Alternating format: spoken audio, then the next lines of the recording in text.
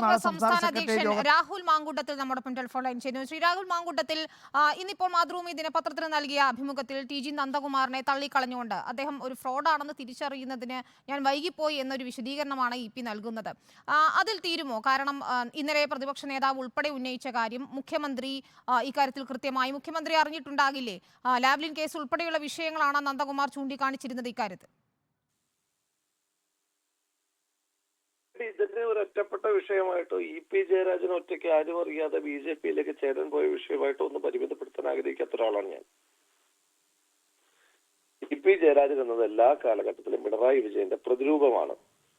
മലപ്പുറം സമ്മേളനത്തിൽ പിണറായി വിജയന്റെ നേതൃത്വത്തിൽ പാർട്ടി പിടിച്ചെടുക്കുവാൻ തീരുമാനിച്ചപ്പോൾ ആ തീരുമാനത്തോടൊപ്പം ഏടവും വലവും നിന്നത് EP ജയരാജനും കോടിയേരി ബാലകൃഷ്ണനുമാണ്. നമുക്ക് എല്ലാവർക്കും അറിയാം.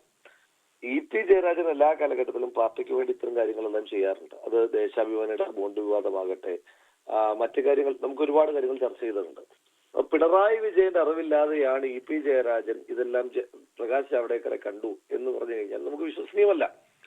കാരണം ഈ വിഷയത്തിനകത്ത് EP ജയരാജന് പ്രകാശ് ജാവ്ദേക്കറുമായി ചർച്ച ചെയ്യേണ്ട വിഷയങ്ങൾ ഏതൊക്കെയാണ്? ഒന്ന് സ്വർണ്ണക്കടത്ത്, പിന്നെ ഒന്ന് എക്സാലോജിക് കമ്പനിയുമായി ബന്ധപ്പെട്ട മാസപ്പടി ആരോപണം, മൂന്നാമതായിട്ട് കരിവന്നൂർ ബാങ്കിന്റെ CPM നടത്തിയിട്ടുള്ള കവർച്ച. ഈ മൂന്ന് വിഷയത്തിലും പിണറായി വിജയന് പ്രത്യക്ഷത്തിലും പരോക്ഷത്തിലും ബന്ധമുള്ള വിഷയങ്ങളാണ്.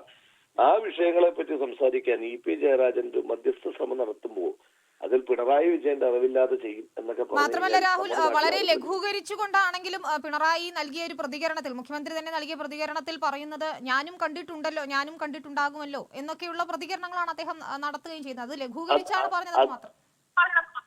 അത് ഇന്നലെ നമ്മളെല്ലാവരും ചോദിച്ച ചോദ്യമാണല്ലോ. മുഖ്യമന്ത്രി പറയുന്നു ഞാനും പ്രകാശ് ജാവ്ദേക്കറെ കണ്ടിട്ടുണ്ട്. പ്രകാശ് ജാവ്ദേക്കർ എന്നത് ഒരു കേന്ദ്രമന്ത്രിയല്ല, ഗവർണറല്ല, ഏതെങ്കിലും ബോർഡിന്റെ ഒരു ചെയർമാൻ പോലുമല്ല. BJPയുടെ പ്രധാനി എന്ന് പറയുന്ന പദവിയിൽ മാത്രം ഇരിക്കുന്ന ജാവ്ദേക്കർ എന്തൊരു പിണറായി വിജയൻ കാണണം? ഒന്ന്. രണ്ട്, എവിടെ വെച്ച് കണ്ടു? എന്തുകൊണ്ടാണ് ആ കണ്ടതിന്റെ വിവരങ്ങൾ അന്ന് മാധ്യമങ്ങൾക്ക് ഒന്നും ലഭ്യമാകാതിരുന്നത്? അപ്പം ഇവർ തമ്മിൽ രഹസ്യമായി ഇത്തരം സന്ധികൾ നടത്തുന്നതെല്ലാം മറ്റു ചില അജണ്ടകൾക്ക് വേണ്ടിയിട്ടാണ്. അതുകൊണ്ടാണ് ഞാൻ കൃത്യമായി സൂചിപ്പിച്ചത്, ഇത് പിണറായി വിജയന്റെ അറിവില്ലാതെ ഒരിക്കലും EP ജയരാജൻ ഇങ്ങനെ കാണില്ല. വളരെ നന്ദി ശ്രീ രാഹുൽ മാങ്കൂട്ടത്തിൽ സംസാരിച്ചത്.